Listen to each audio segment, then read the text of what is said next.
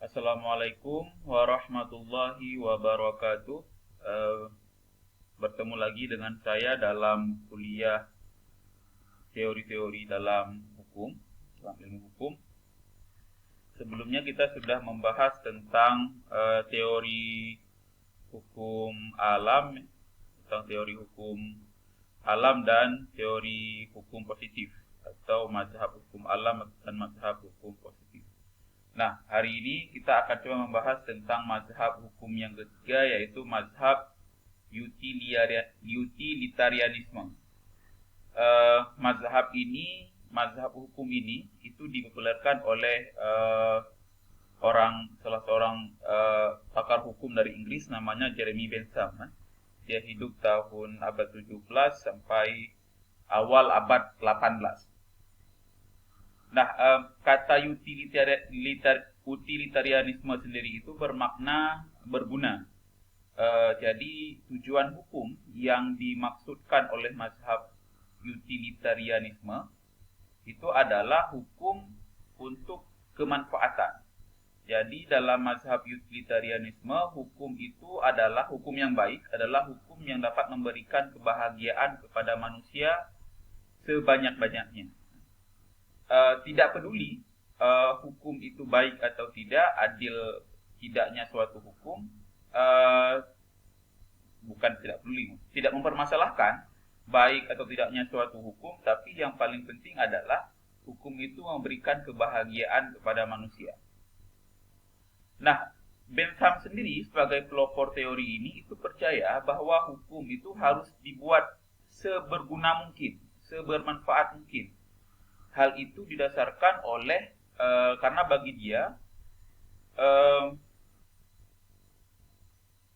anggapannya bahwasanya umat manusia itu sebenarnya hidup dalam dua pemerintahan, hidup di bawah pemerintahan dua penguasa. Pemerintahan itu yang dia sebut dengan suka ataupun duka. Jadi kurang lebih dia mau bilang bahwa manusia itu hidup dalam dua pemerintahan, raja suka dan raja duka. Nah, apa yang sebenarnya dimaksud dengan raja suka dan raja duka ini oleh Jeremy Bentham? Raja suka itu ialah kekayaan, kekuasaan, nama baik, perbuatan baik, persahabatan, pengetahuan, dan persekutuan. Nah, kurang lebih raja suka ini adalah hal-hal yang bermanfaat, yang baik, dan berguna bagi manusia. Makanya itu disebut dengan utilitarianisme. Nah, sedangkan raja duka itu adalah kebalikan dari raja suka ini. Raja duka itu adalah antinomi, ya, kebalikan ataupun lawan dari raja suka. Nah, oleh karena itu raja duka itu harus dihindari.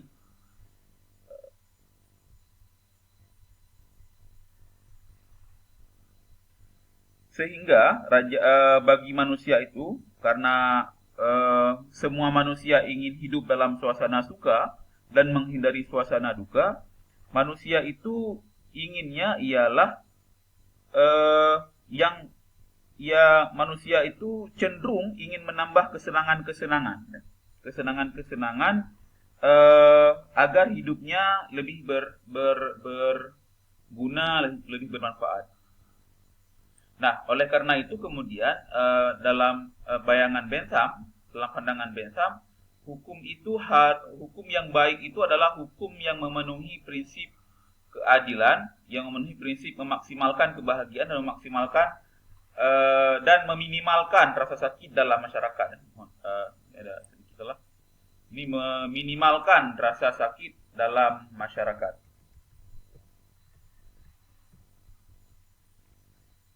Nah, hukum memberikan jaminan kebahagiaan kepada individu. Nah, utilitarianisme yang dirumuskan oleh Bentham, tujuan hukum yang dirumuskan oleh Bentham, itu memang menekankan pada jaminan kebahagiaan bagi individu-individu. Nah, kenapa kemudian Bentham sangat menekankan kebahagiaan individu? Ini tidak bisa terlepas dari kepercayaan Bentham sebagai seorang individualis, ya. Bukan seorang sosialis. Bentham itu adalah seorang warga Inggris yang hidup di kalangan kelas menengah yang pada saat itu ia percaya pada inisiatif individu dan semangat persaingan fair dalam perekonomian. Jadi dia hidup keluarganya itu keluarga pengusaha, dan semangat individu ini akan mempengaruhi semangat persaingan dalam perekonomian. Nah, prinsip utamanya adalah setiap orang mempunyai kebebasan yang penuh untuk mengejar kepentingannya dan serentak memberi kebebasan kepada orang lain untuk mengejar kepentingannya. Nah, jadi meskipun kebahagiaan individu itu penting, tapi orang juga harus mempertimbangkan kebahagiaan individu yang lain. Nah, yang ingin disampaikan Bentham sebenarnya adalah bahwasanya jaminan kebahagiaan bagi masyarakat itu harus kebahagiaan pada diri individu dulu, pada tataran individu terlebih dahulu. Baru kemudian setelah individu bahagia, seorang per orang bahagia, baru kemudian kebahagiaan itu baru diperuntukkan kepada masyarakat, kepada yang lebih umum. Nah, oleh karena itu kemudian bagi Jeremy Bentham dalam hukum, klasifikasi kejahatan didasarkan atas berat tidaknya pelanggaran atau penderitaan yang diakibatkan terhadap korban dan masyarakat. Nah, kejahatan itu oleh Bentham, kalau dirumuskan, satu tindak pidana, Bentham mau bilang satu tindak pidana sebenarnya kalau mau dirumuskan oleh dalam membuat hukum itu adalah tindak pidana suatu tindak pidana semakin berat tindak pidana itu memberikan penderitaan kepada masyarakat, maka dia harus dihukum seberat-beratnya. Maka dia bisa menjadi tindak pidana harus dihukum seberat-beratnya. Nah, sehingga bagi Bentham pelanggaran yang tidak atau kejahatan yang tidak merugikan orang lain, maka itu tidak bisa disebut sebagai kejahatan. Oke, karena kembali pada prinsip jaminan kebahagiaan bagi individu. Jadi dia misalnya kalau ada orang yang berperilaku jahat, tapi kejahatan itu tidak menyeret-nyeret orang lain ke kehidupan dia, maka itu bukan kejahatan bagi Bentham. Nah, ada satu adagium yang paling terkenal yang disebutkan oleh Bentham, yaitu the greatest happiness of the greatest number. Jadi dia mau bilang bahwasanya kebahagiaan itu sebanyak-banyaknya untuk the greatest happiness of the greatest number. Kebahagiaan sebesar-besarnya bagi orang sebanyak-banyaknya, untuk orang sebanyak-banyaknya. Nah, dengan kata lain, kesenangan atau kebahagiaan bagi Bentham itu harus diukur secara kuantitatif. Kualitas kesenangan bagi Bentham itu selalu sama. Makanya kemudian dia mengembangkan yang namanya satu teori yang namanya hedonis calculus, yaitu sumber kesenangan dapat dihitung menurut intensitas dan lamanya perasaan yang diambil daripadanya. Jadi semakin banyak kredit ataupun kebahagiaan yang dia terima, maka seseorang itu pasti akan bahagia. Nah, selanjutnya dalam perkembangannya kemudian teori Bentham ini, teori utilitarianisme ini dikritik oleh muridnya sendiri, yaitu John Stuart Mill, sama-sama orang Inggris. Kata Stuart Mill, kualitas kesenangan itu harus dipertimbangkan. Ada kesenangan yang lebih rendah dan ada kesenangan yang lebih tinggi. Jadi beda orang itu beda merasakan kesenangannya. Tidak semua orang yang tidak semua orang itu tatkala menerima uang, contohnya mungkin gitu. Tatkala orang menerima uang, tidak semua orang itu senang. Jadi ada orang yang senang karena menerima uang, ada yang tidak. Jadi tergantung kondisi seseorang tersebut. Nah, karena itu kemudian Mill mengatakan bahwa kualitas kesenangan itu harus dipertimbangkan. Ini yang tidak dikemukakan, yang berbeda dengan Jeremy Bentham yang mengatakan bahwa kualitas kesenangan itu selalu sama. Orang bahagia, bagi orang terima uang ya pasti bahagia. Gitu. kebahagiaan dapat diukur secara empiris dengan berpedoman pada orang bijaksana dan berpengalaman. Nah, bagaimana kemudian cara mengukur kebahagiaan itu? Kalau Bentham mengembangkan teori hedonis kalkulus, maka Mill mengatakan bahwa kebahagiaan itu diukur secara empiris dengan berpedoman pada orang-orang bijaksana dan berpengalaman, orang-orang yang terlebih dahulu sudah mungkin sudah berpengalaman, sudah merasakan pahit manisnya hidup. Orang seperti ini dapat memberi kepastian tentang mutu kesenangan, tentang kualitas kesenangan.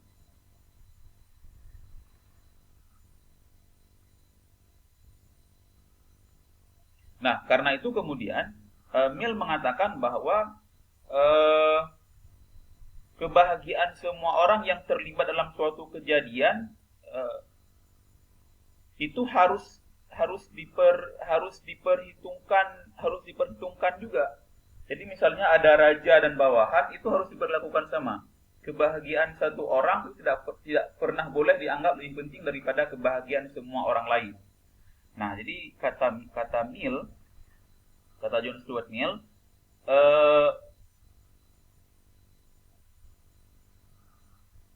orang yang bahagia, semua orang itu ingin hidup bahagia, dan tidak pernah boleh kebahagiaan satu orang itu dianggap lebih penting daripada kebahagiaan orang lain. Misalnya kalau misalnya kita hidup sekarang dalam pemerintahan, misalnya ada kepala daerah kita yang senang, yang hidupnya sejahtera, glamor segala macam, hidupnya berkelimpahan harta, tapi masyarakatnya, warganya itu tidak hidup dalam kondisi yang begitu, maka itu bukan kebahagiaan namanya. Nah, karena itu makanya Stuart Mill mengembangkan satu prinsip yang berbeda dengan Jeremy Bentham, yang dia kemukakan kebahagiaan semua orang yang terlibat dihitung dengan cara yang sama. Nah, jadi itu dikemukakan oleh Stuart Mill. Prinsipnya adalah kalau bagi Mill, kebahagiaan umum terlebih dahulu, baru kebahagiaan individu. Ini adalah kebalikan dari adagium dari prinsip yang dikemukakan oleh Jeremy Bentham. Nah, selanjutnya teori Mill, prinsip kebahagiaan, prinsip utilitarianisme yang dikemukakan oleh Mill, itu juga dikritik sebenarnya oleh John Rawls. John Rawls ini adalah pakar dari Inggris juga yang paling terkenal dengan teori keadilan. Nah, bagi John Rawls, dia katakan, kalau kita berpegang pada prinsip utilitarianisme ala John Stuart Mill, itu akan menyebabkan orang kehilangan harga diri.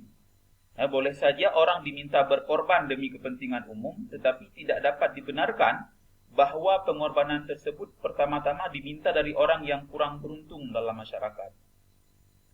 Nah, dalam bayangan John Rawls memang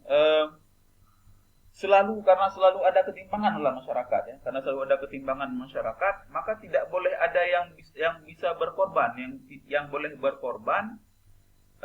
Tidak boleh kemudian kebahagiaan masyarakat itu dikorbankan hanya untuk membiayai kehidupan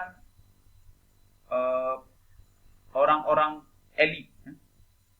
Misalnya di tempat kita itu ada elit politik lah, katakanlah misalnya pemerintah, itu kan mereka hidup dalam kondisi yang glamor, dalam kondisi yang sangat kaya itu. Kadangkala mungkin hartanya itu mungkin berlipat ganda, sedangkan warganya itu hidup dalam keadaan miskin.